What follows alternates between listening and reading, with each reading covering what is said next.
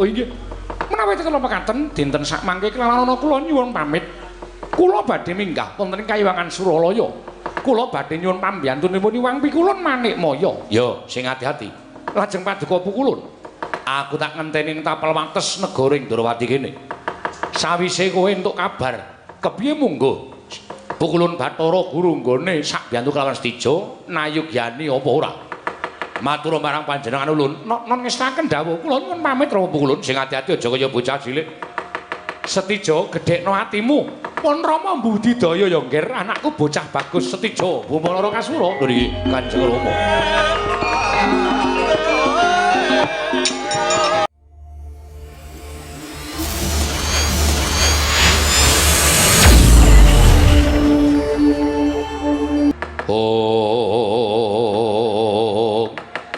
Tan kang musa manjing gupit sanggar sangarup ana gantaka sapunalika semanten nenggih nalindring traju tresna Prabu Setijo Bumanara Kasura ing kambujung pelajaripun satriya ing jangkar bumi Raden Anantarja.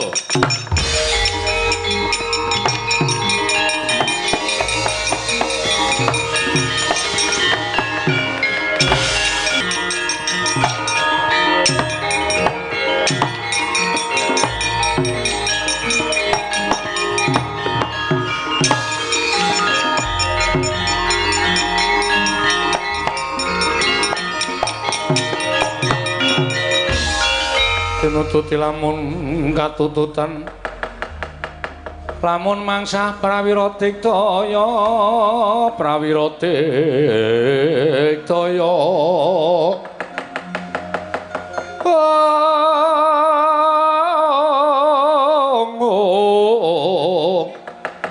Runanggana magawiya gelari rawang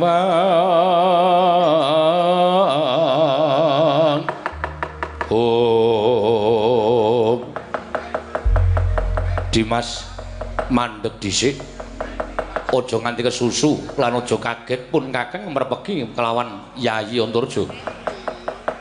Kakang Mas mboten pangling menika pepunden kula ing Traju Tresna Kakang Mas Tijo Bumanara Kasura. Ya, Yayi aku mrepegi malan Siadi. Wigatosipun menapa dene ngandika Kakang Mas mrepegi dhateng jasad kula. Denelan sak sampunipun kepareng kula ngaturaken sembah pangabekti kula kunjuk Kakang Mas. Ya, tak tampa pangestuning wong tuwa tampanana kula pun dinggo jimat. Yayi, iki mau saya tinggon kunungka kelawan lakuning Siadi nampa dawuh timbalaning Kanjeng Rama Prabu Indrawati. Ing wigati aku diutus dening Kanjeng Rama Prabu Indrawati lamun kudu menehi ngerti kelawan sira Yayi Antarja. Yen to Kanjeng Rama Prabu iki mau akeh pedamelan sarta kewajiban sing ngurung isa dirampungake. Mula wektu dina iki wanter timbalaning Kanjeng Rama Prabu Indrawati Siadi kadangipun Kakang ing jangkar bumi supaya bali dhisik marang Praja Ngamarta. Matur marang para Pandhawa yen to Kanjeng Rama Prabu ora bisa sowan ning Praja Ngamarta. Awit akeh ing kewajiban iki kudu dirampungake ning Praja Indrawati. Dimas nuwun sewu.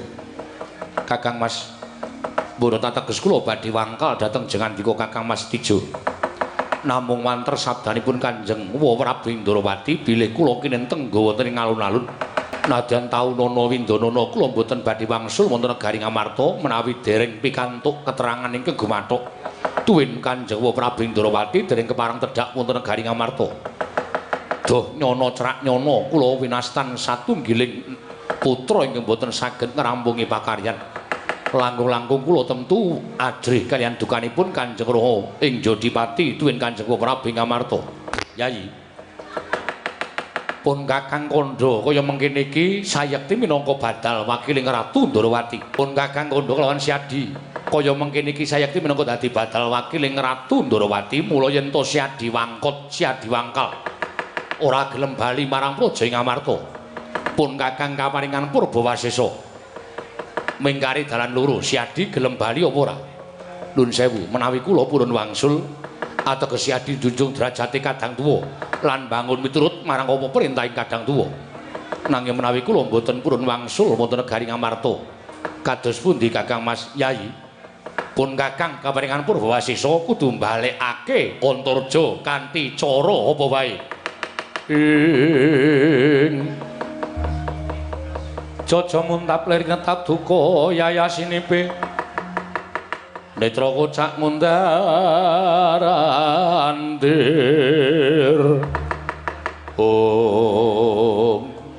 Kakang Setijo. Aku wis bisa nggraita apa ingkang ana legetaning penggaling Kakang Narakasura. Sayekti aku wis bisa ngreba lamun Kanjeng Prabu Ndarawati nggone ora kersa rawuh ana negara Ngamarta. Mesti merga digondheli dening Nalendra Traju Trisna Kakang Setijo Bama Narakasura. Mula wektu dina iki tinimbang Antarja bali mung bakal nampa dukaning Kanjeng Rama Prabu apa dene nampa dukaning Kanjeng Prabu ing Ngamarta. Nadyan tekan deking pengamun-amun dadi blendut sip legedaba ana ing negara Ndarawati bakal tak wujudi. Lho. Yen ngono si Adiwani karo pun Kakang. Ora jeneng aku wani nanging Kakang Setijo ingkang maksa perkara iki. Weh lah dalah. Ora gelem bali marang Praja Ngamarta aja takon dosa. Aku ingkang bakal balekake si Adi Antarja. Maraca bareng Kakang Narakasura. Kowe apa aku sing kudu bali marang Traju Trisna apa bali negara Ngamarta Kakang Setijo?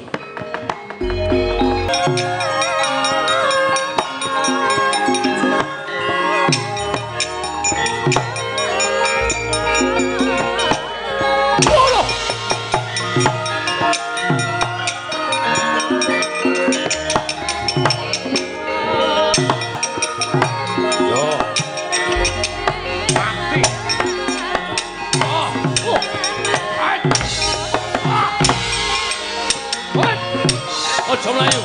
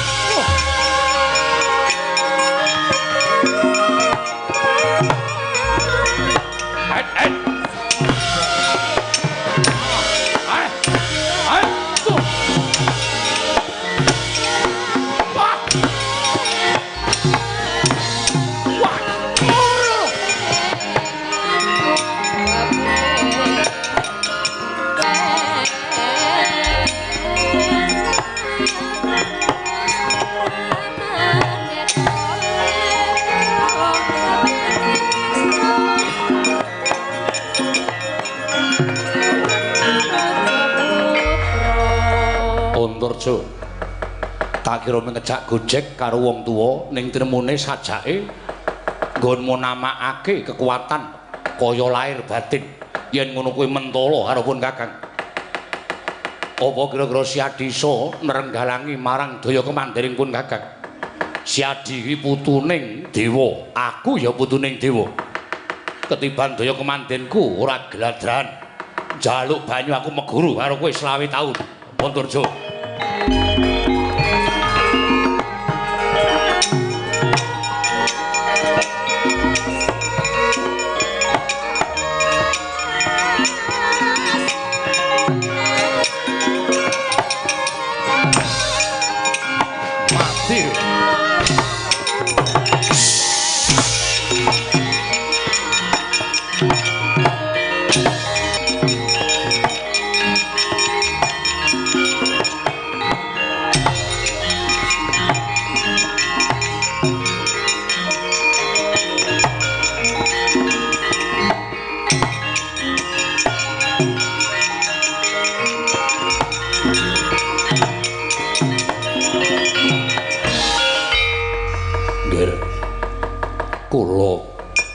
upas baosaken saking katebian Anggir Antarja ingkang sekawit saged unggul juritipun kaliyan Anggir Stijo teka samangke lajeng mundur brangkang menika wonten menapa gumun raos ing panah kula paman ing mestinipun nyembur menika kula jer kula menika wayahipun Hyang Ananta Buga nanging sareng kula dipun sembur dening Kakang Stijo dadanipun ingkang putra ing jangkar bumi kraos panas lha kok dados Kakang Stijo menika ki nggadahi daya kemanden wujud upas Nun sewu panjenengan menika wayah dewa wontene Anggir Stijo menika ugi wayahipun Hyang Nagaraja mila mboten aneh menawi ugi kagungan daya kemanden wujud upas malah ingkang kula gumuni panjenengan menika ingkang tus wayah Jawata ingkang wujudipun naga kenging upasipun Anggir Stijo kok mundur mbrangkang menawi cara kula isin dipun wales mawi daya kekuatanipun Anggir Antarja ingkang wujud upas anta menika digdaya dipun tamakaken menawi ngantos Kakang Stijo mangke alit mboten enget agengipun pejah mati ya wis lho panjenengan menika rak pamanipun to rak wau sapunika kula sampun dados tiyang bebas tegesipun tiyang bebas kula menika sampun boten dados Senopati Ndarawati sebabipun amargi sinuwun Ndarawati ngrencang yat majanipun mila kula boten cocok kula boten mathuk nek pakartinipun sinuwun Kresna menika nalisir saking angger-anggering kautaman kula boten ajeng dadi Senopati Ndarawati kula sampun dipun lereni le dadi Senopati kula nggih pun boten dados patih lho nggih nek wonten lowongan kula dilebokke nggih oh ngaten paman nggih mila sampun ngantos tida-tida mati ya ora apa-apa tibane upasangga mati dening aku Kakang Stijo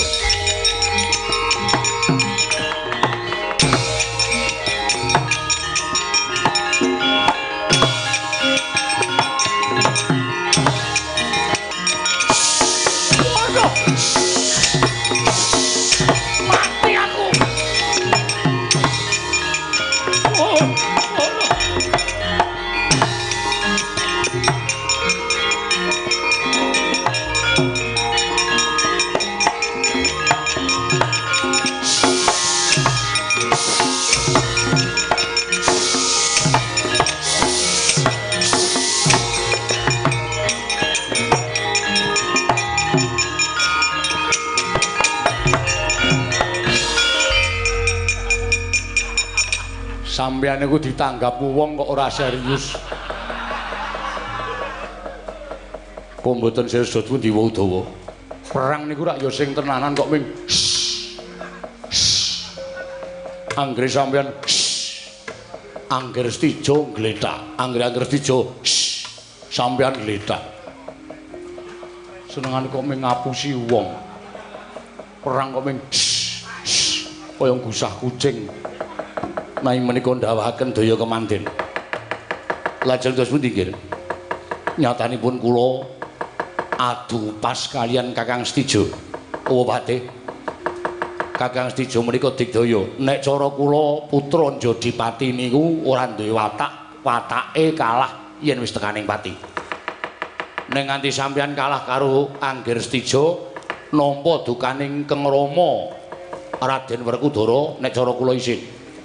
Selagine ingkang rayi nek ana perkara karo Ratu Trajutrisna mesine dawuh Gatot ora iso ngalahke kakangmu Trajutrisna Pak gecek ndasmu niku Keng Rama inggih wa lha inggih napa sampeyan ajeng kalah karo Keng Rayi Keng Rayi nek mungsuh Raden Stijo kemawon lahir batin apa kakane ora lahir batin dumugine pejah badhe kula lampahi maju malih nggih sedika ngeslaken dawuh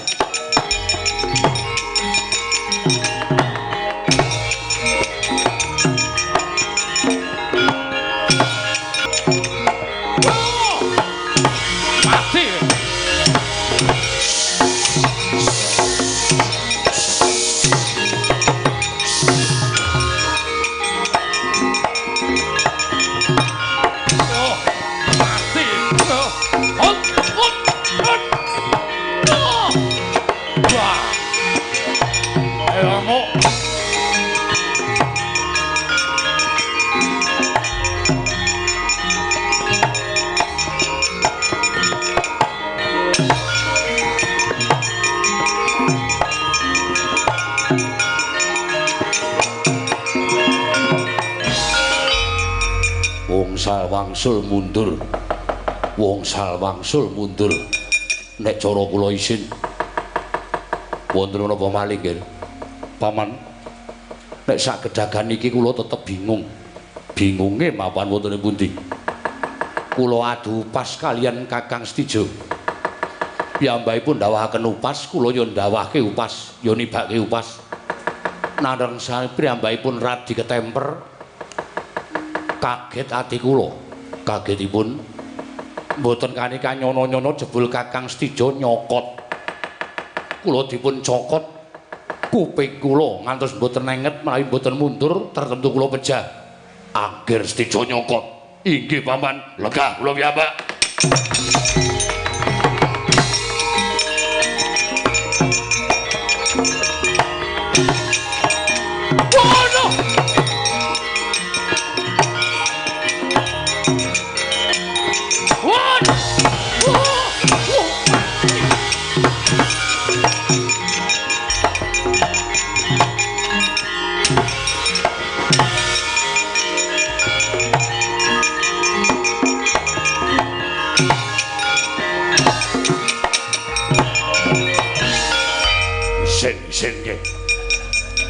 Anak ratu dik kondang kok nyokot rampungi dhewe padane aku wedi batin pancen sencaki ngewangi Antarja nek Antarja le perang mung suwe culika tumindahe sencaki ora trima nek perang ki adu atos sing balung leting kulit kok nggunakake siung cah bagus kok nyokot turun bapakne. Mula bapakne bojone telu. Sithik-sithik nyokot. Ayo, tangyo legane atiku. Sencaki sepel. Sing turun bapakne sapa? Nika napa? Lare kan nika. Setyaki. Lho wonten dawuh. Ayo mrene. Wonten dawuh. Aku tak takon karo kowe. Iki sapa? Angger Stijo. Anake sapa? Anakmu. Lho. Putramu. Iki putraku, kowe kuwi pamane, kowe iki adikku. Lah kok dadi kowe nuthuki Stijo sakpenake dhewe iki karepmu piye? Karepmu piye? Mboten pripun-pripun. Kok ora piye-piye dasarmu apa? Dasar kula wis dudu Senopati Ndorowati. Tegese kula wis dudu adi sampean. Nek dudu adine njata sapa-sapa bebas. Lho. Bebas piye? Iki anakku, nek nganti kowe miloro anakku bapakne ora trima. Lho, nek bapakne ora trima ngejak apa? Lho. Semangkean. Sesuk mulai iki nek ngajari anak nek perang ku ora iso nyokot. Angger Stijo nyokot, Angger Antarja mundur. Kula nek ana wong sing tumindak elek perang kok licik ora seneng. Ngerti ora? Ketap-ketip. Sebelekke. Angger isih nyokot diterono. Graji siunge. Mboten perkara pripun-pripun, ning sakniki Sencaki wis wong bebas. Wis dudu Senopati Ndorowati. Mula sapa sing ora mathuk, sapa sing ora cocok karo penemune Sencaki. Sampeyan ngerti watake Sencaki. Jatosi.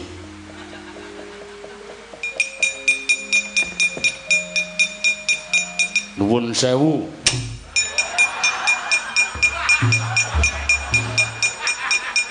Kok sik Udawa wonten dawuh. Mrene wonten menapa? Kowe teko-teko njata Setija iki ngapa? Salahe nyokot. Sing dicokot sapa? Angger Antarja. Anak ratu kondang kok nyokot. Nyokot ki ya kena ning ndelik. Nyokot kok weruh wong akeh. Ora sopan. Lah kowe kok terus nuthuk Setija? Ame nuthuke salah ya apa? Apa ora entuk nuthuk? Luwih becik nuthuk gamelan tinimbang nuthuk. Ayo. Welekke. Gugu ngarepe dhewe. Malah do gendak sik ora karo anak kono nang Stijo. Tangi ayo rada ngedoh saka negara Ndarawati Stijo. Kowe tak jarwani cah bagus.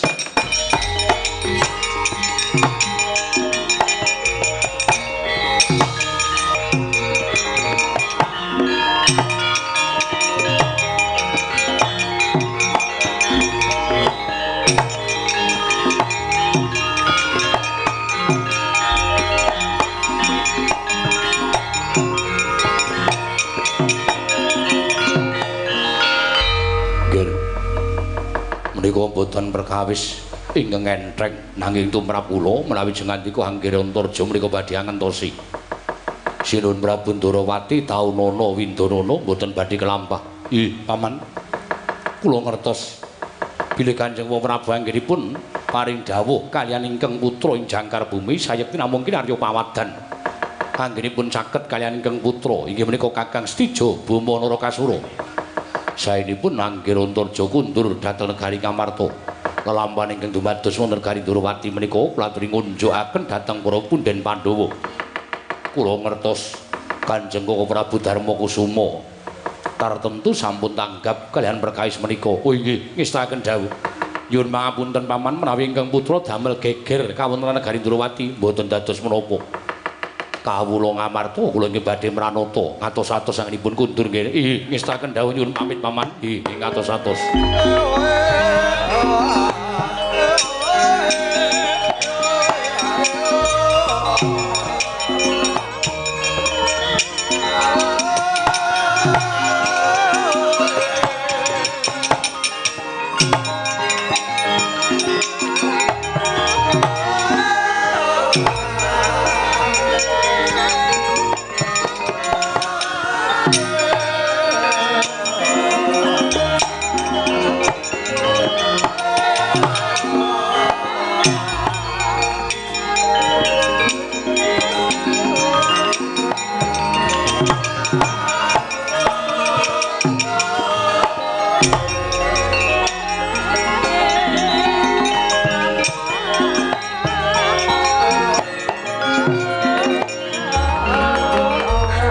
Sinayeng manggelung mintonaken dewi kramanira kang kumitiraning asta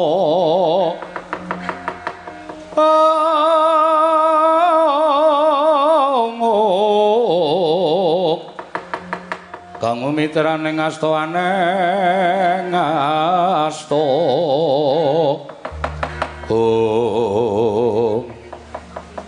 Nuwun sewu Rama Pukulun kula ngaturaken sembah pangabekti kula kunjuk. Ya, Kresna ulun tama. Agarya bombong tias ulun lan pangestu ulun tampanana. Kresna, kula pun dinggo jimat paribeh ndayanana ing kasantosan. Kula sampun mangertos miturut aturipun anak kula Stijo Bama Narakasura. Bilih anggenipun sowan wonten Ndarawati sampun dipun dombani dening Kanjeng Rama Pukulun. Kresna, kula wonten maring adhawuh. Aku mung mesakake karo anakmu lanang Stijo. Pendak-pendak gayuh kanugrahan mesti ora kelakon, pendak-pendak gayuh kanugrahan mesti ora kelakon. Mula banjur dheweke nangis ning kangkone wong atuamu aku ingkang wigati supaya aku andombani sowaning Stijo marang wong atuane ingkang wigati mung kepengin mutah kelawan sira kulup anak Prabu Ndarawati. Inggih kula sampun mangertos. Kresna ngenggonana tembung anak polah bapa keparadah. Mesake anakmu Stijo ora ketang sepisan bantunen budidaya piye carane supaya iso kedunungan wujuding wahyu. Mongko wektu dina iki dewa bakal matedhake kanugrahan kang aran Wahyu Senopati. Sapa ta wong kang ora bombong lamun putramu bisa kedunungan Wahyu Senopati. Kang mangkono bisa njunjung marang derajating wong tuwa, ateges tepi tembung mikul dhuwur mendem jero karo wong tuwa. Mboten langkung ngestakaken dawuh, Kresna. Kula wonten maring adawuh. Nggonmu ngaturake mboten langkung ngestakaken dawuh mawon aja mung kandhek ning pangucap nang kababaro dadi pakarti. Namung ewuhaya raos sing manah kula Pukulun. Lho, ewuhaya piye? Lajeng kados pundi jernyatanipun dawuhing Jawata sampun tinemtokaken wonten titah kalih ingkang kedugi gayuh wahyu. Setunggal anak kula Setija angka kalih inggih menika pun Gatotkaca. Mangka wangsul Setija tartemtu kawon kaliyan ketrimanipun Gatotkaca. Lajeng kula kedah kados pundi? Kresna. Setija kuwi wayah ulun. Kita kuwi yen to disawang tata lair pancen wujuding Ratu Ndarawati, nanging jatine kita kuwi Sang Hyang Bathara Wisnu. Mangka Wisnu kuwi atmajaning Sang Hyang Manikmaya. Munggah menyang kayangan nyuwun pambiyantuning Sang Hyang Jatimurti ya Sang Hyang Bathara Guru. Matura yen to putune lanang Setija Bama Narakasura kepengin kedunungan wahyu. Sapa ingkang bisa nguli marang panguwasaning Hyang Pikulun Manikmaya? Yen Hyang Pikulun Manikmaya kersa mbantu lawan anakmu Setija tan wurunga Wahyu Senopati bakal manjing angganing anakmu Bama Narakasura Kresna. Tan samar pamoring sukma sukma Sinokmaya Sinokmaya winah ya wengasepi